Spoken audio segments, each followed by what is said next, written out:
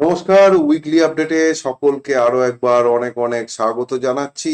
এই সপ্তাহে কিন্তু আমরা অনেক কিছুই ঘটতে দেখলাম এবং তার মধ্যে সব থেকে বড় যে বিষয়টা সেটা American president Donald J Trump, উনি যে ধারাবাহিকভাবে নিজে উদ্দেশ্য প্রণোদিতভাবে মিথ্যে কথা বলেন সেটা আরো একবার আমরা বুঝতে পারলাম।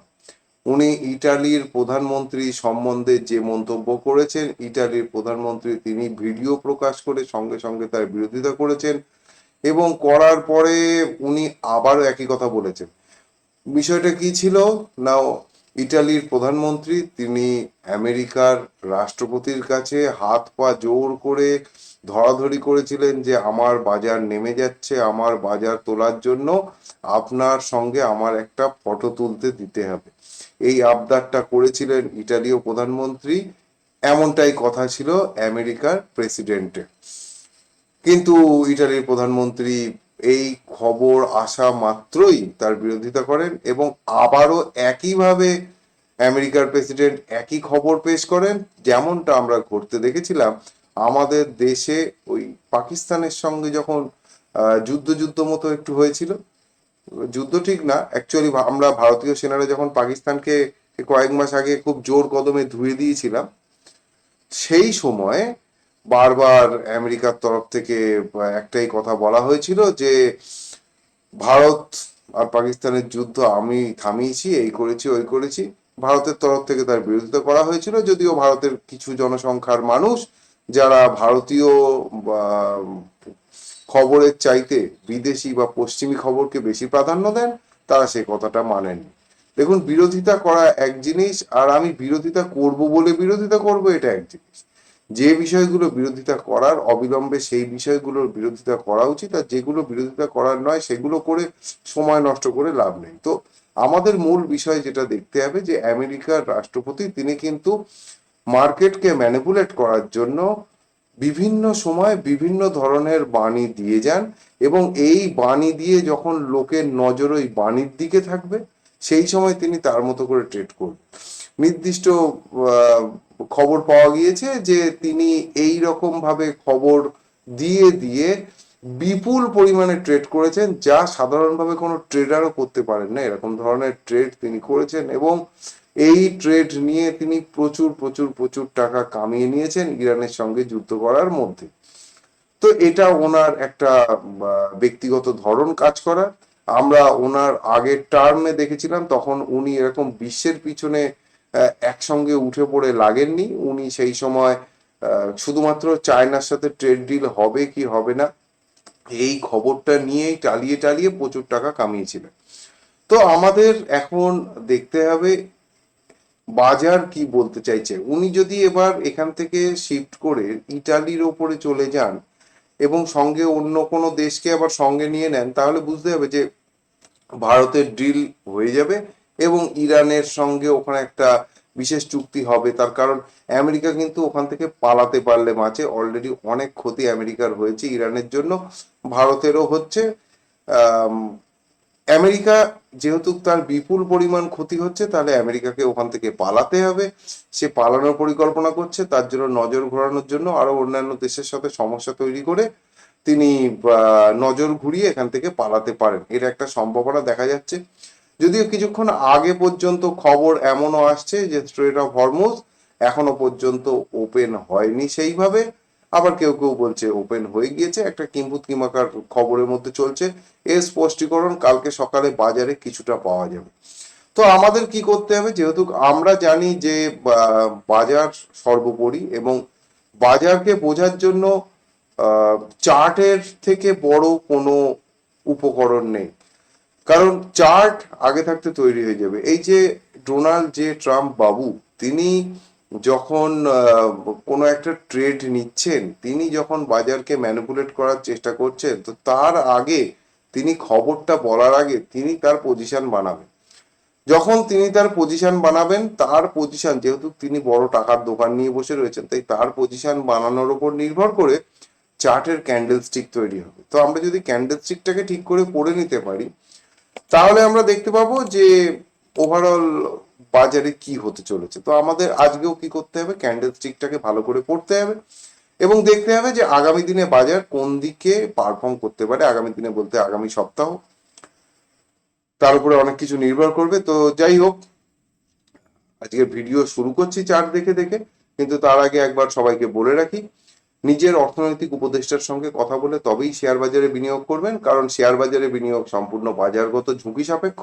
আপনার যদি উপযুক্ত প্রশিক্ষণ না থাকে তাহলে কিন্তু আপনি শেয়ার বাজার থেকে প্রফিট করতে পারবেন না। তো চলুন শুরু করা যাক আজকের ভিডিও।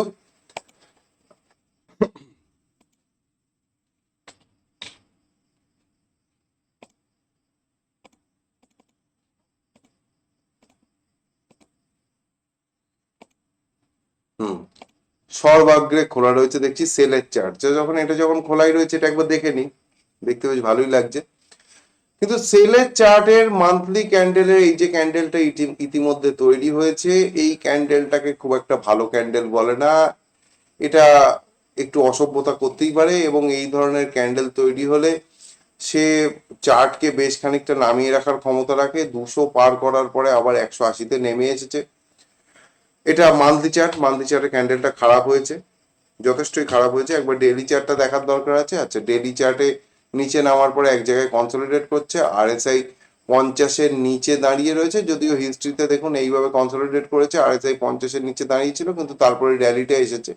তো এখান থেকে নেমেছে, সমস্যা করছে। এখানে একটা ছোট্ট গ্যাপ আছে, গ্যাপটা 190 থেকে 187 এই রেঞ্জেই ধরে নেওয়া যাক। এবার একবার উইকলি চার্টটা দেখে নেওয়ার দরকার হয়েছে। উইকলি চার্ট দেখাচ্ছে যে ওপর থেকে একটা বড় ক্যান্ডেলে কেটেছিল, তারপরের সপ্তাহে নিচে নেমে আবার রিকভার করেছিল, আর এই সপ্তাহটা এখান থেকে নিচে নামার পরে রিকভার করতে পারেনি। একটা খুব বড় জায়গা বর্তমানে এসে দাঁড়িয়ে রয়েছে, যেখানটায় দেখুন এইখানটা একটা রেঞ্জ আমার দেওয়া ছিল। এই দাগটা তো আর এখন সেরকম গুরুত্ব নেই, এখানে এই দাগটা এইভাবে দিয়ে দেওয়া যায়। এই দাগটা দিয়ে এই কাজটা করে দিচ্ছি আপাতত। না, বড্ড একা বেঁকা হচ্ছে, দাঁড়ান এদেরকে হাঁটিয়ে একটা ফ্রেশ দাগ এখানে কেটে রাখি।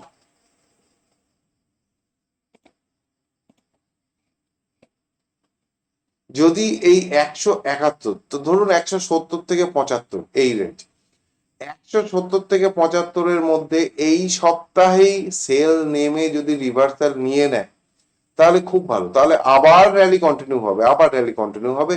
কিন্তু এই দাগ কেটে নিচে এসে যদি সাস্টেন করে যায় তাহলে কিন্তু সেলের পক্ষেও র্যালি কন্টিনিউ করা মুশকিল। 60 মিনিটের চার্ট এখনো পর্যন্ত যথেষ্ট ভালো রয়েছে, এখনো পর্যন্ত 60 মিনিটের চার্টে কোনো সমস্যা সেই রকম নেই। এগুলো রানিং কারেকশনের মধ্যেই ধরা হবে। হ্যাঁ, কিন্তু এই খেয়াল রাখতে হবে এই দাগের নিচে যদি গিয়ে সাস্টেন করে যায় তাহলে সেল যথেষ্ট গড়বড় শুরু করবে। সেক্ষেত্রে আবার দেখতে হবে যে কি করতে চাইছে। যদিও সেলের অ্যাকচুয়াল চার্টটা কোয়ার্টারলি চার্ট শেষ হতে এখনো 8 দিন বাকি রয়েছে। তো এই যে 8 দিন বাকি রয়েছে, সেই 8 দিনে যদি এই হলুদ দাগ যেখানে কাটা রয়েছে হলুদ দাগের ওপরেও শেষ করে দেয়, বা হলুদ দাগেও শেষ করে দেয়, আর তারপরে তার পরের মাস থেকে যদি হলুদ দাগের ওপরে ওপেন হয়ে সাস্টেন করে যায়, তাহলে কোয়ার্টারলি চার্টে সামনের কোয়ার্টারে 265 বা 250 এই রেঞ্জ পর্যন্ত সেল নিয়ে যাওয়ার ক্ষমতা রাখবে। এটা সামনের কোয়ার্টার, অর্থাৎ সামনের 3 মাসে, কারণ কোয়ার্টারলি চার্টে কোনো কিছু খারাপ এখনো পর্যন্ত চোখে দেখা যাচ্ছে না। তো এবার আমরা আমাদের বাজারে ঢুকছি নিফটিকে নিয়ে। নিফটি লাস্টের দিনকে গ্যাপ ডাউন হয়েছিল, নিচে নেমেছিল, মনে হলো সব গেল, তারপর আবার টেনে নিয়ে চলে এলো। আইটি কিন্তু একদম পুরো ধুয়ে দিয়েছে, আর আইটি নিয়ে একটা ভিডিও আমি আপনাদের সাথে শেয়ার করেও রেখেছি যে আইটি কিন্তু গড়বড় করবে। আইটি সেক্টরটাই পুরো 2030 সালের পরে ছাড়া আগে খুব একটা কিছু করবে বলে মনে হচ্ছে না। তো এখানে একবার উইকলি চার্ট দেখার দরকার হয়েছে, কারণ নিফটি অ্যাকচুয়াল উইকলি চার্টে কাজ করছে। উইকলি চার্টে কিন্তু রেজিস্ট্যান্সে ক্লোজ হয়েছে। সামনের সপ্তাহের জন্য মোটামুটি 24,100 রেঞ্জের ওপরে যদি নিফটি সাস্টেন করে যায়, 24,100 রেঞ্জের ওপরে যদি নিফটি সাস্টেন করে যায়, তাহলে এখানে আরএসআই 50-এর ওপরে উঠে চলে আসবে, এবং নিফটি 24,400 বা তার ওপরের দিকে যাওয়া শুরু করবে। 24,400 যদি সামনের সপ্তাহে রেজিস্ট্যান্স পেয়ে দাঁড়িয়ে যায়, তাহলে আবার পরের সপ্তাহে ক্যালকুলেশন করতে হবে কোন দিকে যাবে। আর নয়তো যদি 24,400 থেকে 500 এই রেঞ্জ ক্রস করে যদি উঠে যায়, 24,400 থেকে 500 রেঞ্জ যদি ক্রস করে উঠে যায়, তাহলে কিন্তু 24,950 রেঞ্জ পর্যন্ত নিফটি স্বাচ্ছন্দ্যে টেনে নিয়ে চলে যাবে। এটা পুরোটাই দেখতে হবে আগামী সপ্তাহে কি করছে। আগামী সপ্তাহে ওপরের দিকের ওই রেজিস্ট্যান্স দুটোই থাকবে। 24,000 যদি 24,100-র ওপরে চলে যায় তাহলে কিন্তু 24,400 থেকে 500 প্রথমেই নিয়ে চলে যাওয়ার ক্ষমতা রাখবে নিফটি। এবং নিচের দিকে সাপোর্ট হিসেবে এখান থেকে প্রথমেই সাপোর্ট যেটা পাবে সেটা এই রেঞ্জে পাবে, অর্থাৎ 23,700। 23,700 বড় সাপোর্ট আসবে এবং তারপরে সাপোর্ট আসবে 23,400।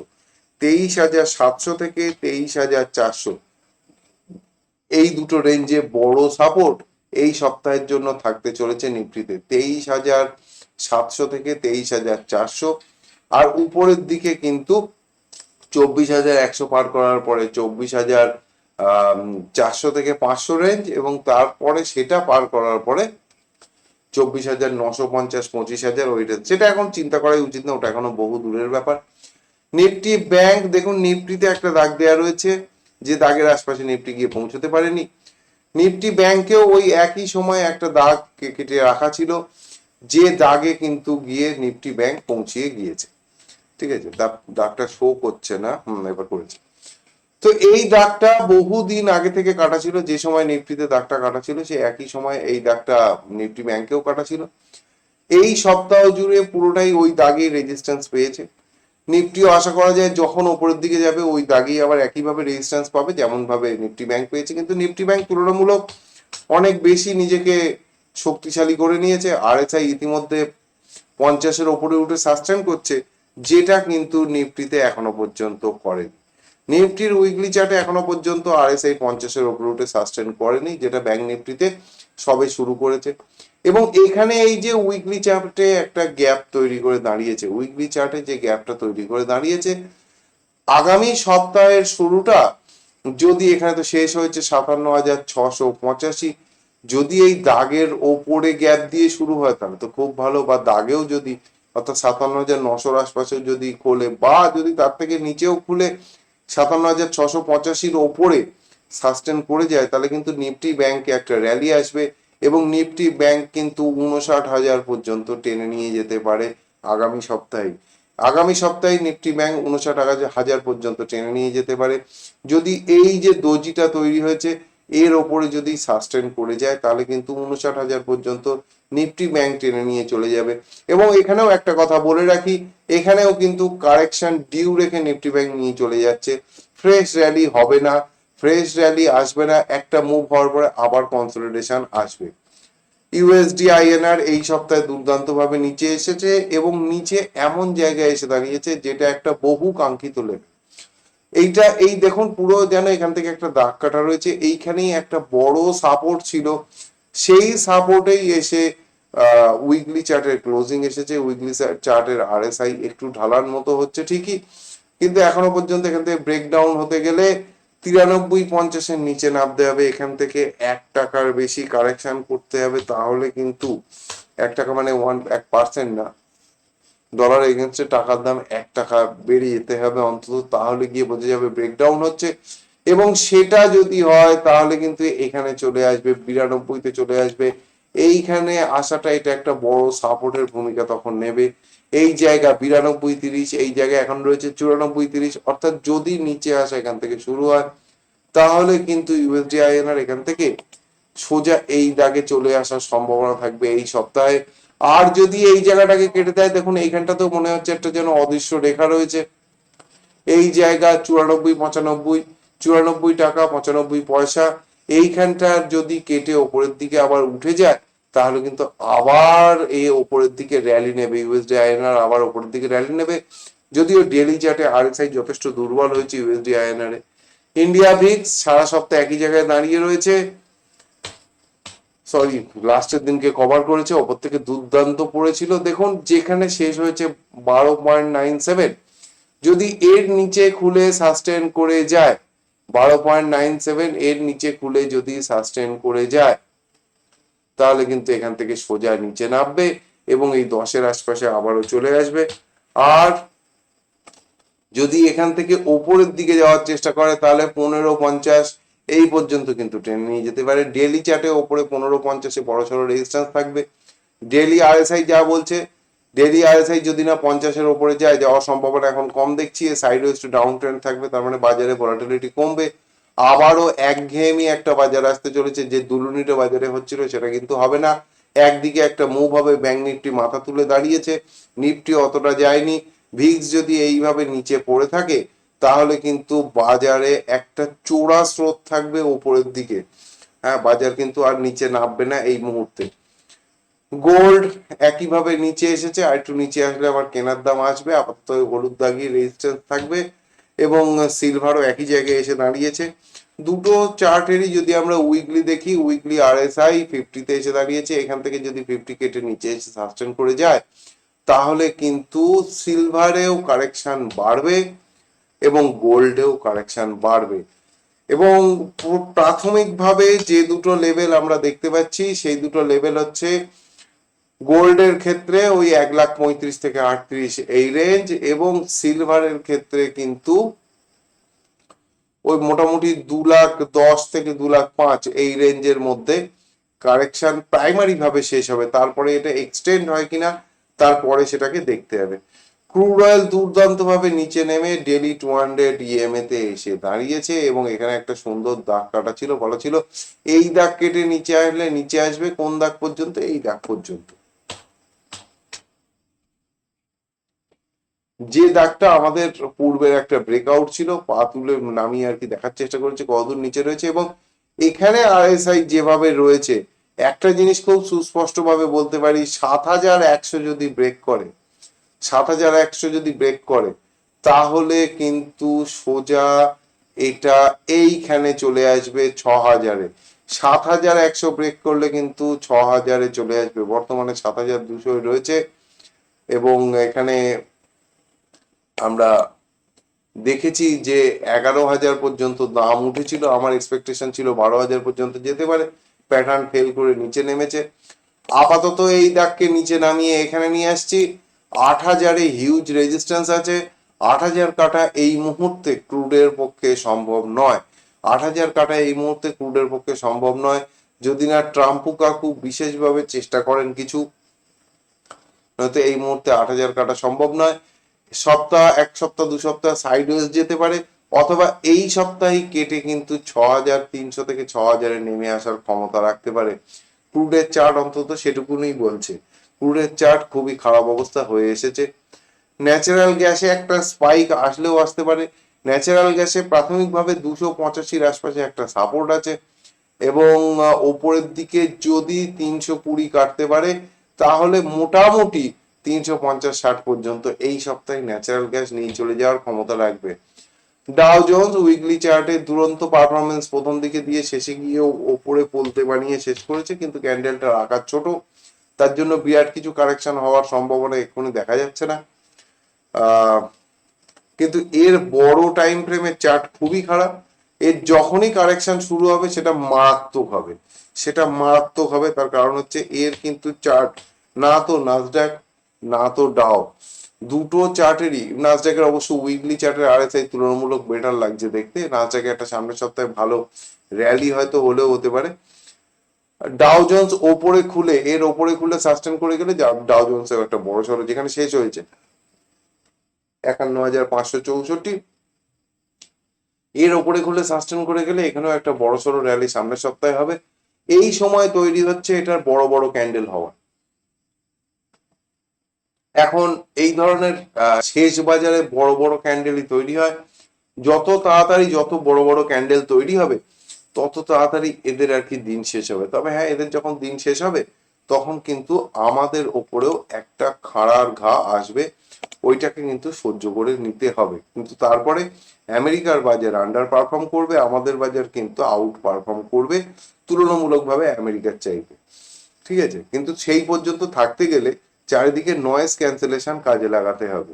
বিভিন্ন রকম খবর বিভিন্ন দিক থেকে আসবে। দেখলেন আমি প্রথমেই ভিডিওর শুরুতেই বললাম, উনি ওনার ইচ্ছা মতো খবর তৈরি করে সেইটাকে দিয়ে পাবলিককে বুঝিয়ে পাবলিকের মাথা ভেঙে উনি টাকা রোজগার করেন, এটা ওনার কাজ। তার মানে উনি চাইবেন বিভিন্ন দেশে আমার লোকজন, মানে ওনার লোকজন কাজ করে বিভিন্ন রকম এমন খবর বাজারে চালু করে দিই যাতে করে বাজার দুর্নীয় অবস্থায় থাকে এবং উনি যাতে করে প্রফিট করতে পারেন।